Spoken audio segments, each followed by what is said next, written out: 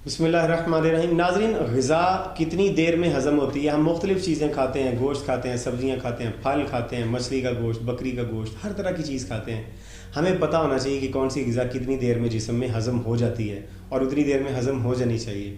लिहाजा आज मैं आपको एक एक चीज़ के बारे में बताऊँगा कि कौन कौन सी चीज़ कितना कितना टाइम लेती है हज़म होने में, या हर चीज़ को या कौन कौन सी चीज़ को हमारा मैदा कितने कितने वक्त में हज़म कर सकता है। लिहाजा अब मैं आपको एक एक करके बताता हूँ बिला ताख़ीर, आप इसको समाअत फरमा लें। वक्त किए ज़ाया किए बगैर हम मौजू की तरफ आते हैं। सबसे पहले तो रोटी गंदम की रोटी मैदे को हज़म करने के लिए 3.5 घंटे लगते हैं, 3 घंटे और 30 मिनट। और गंदम की रोटी अगर खमीरी हो तो 3 घंटे 15 मिनट में गंदम की खमीरी रोटी हज़म हो जाती है।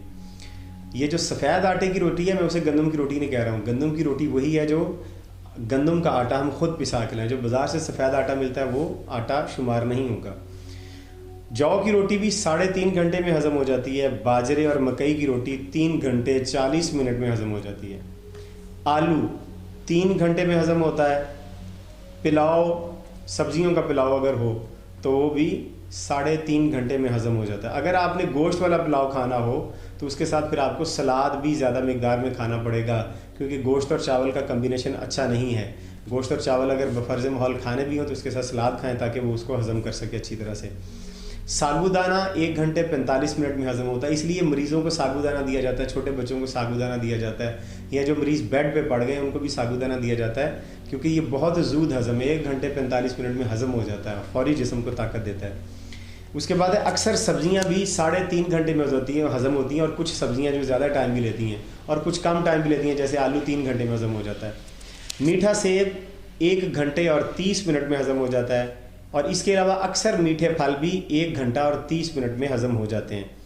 खट्टे और सख्त मेवे, खट्टे फल या तुर्श फल और जो सख्त मेवे हैं, बादाम और अखरोट और काजू वगैरह, ये 4.5 घंटे का दौरानिया लेते हैं हज़म होने के लिए।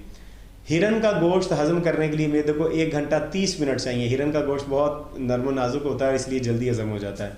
बड़ा गोश्त 2 घंटे और 30 मिनट में हज़म होता है, अगर सही पका हुआ हो तो।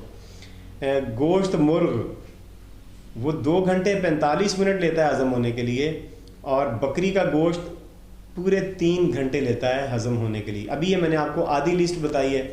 आधी लिस्ट के लिए हम एक और वीडियो बनाएंगे इंशाल्लाह। अगली वीडियो में हम आपको वो बताएंगे कि बाकी कौन सी चीज़ें और वो कितना कितना वक्त लेती हैं हज़म होने के लिए। तो उम्मीद करते हैं आपको वीडियो पसंद आई है। वीडियो को लाइक कीजिए, शेयर कीजिए, चैनल को सब्सक्राइब कीजिए, और हमें अगली वीडियो तक इजाज़त दीजिए। खुदा हाफिज़।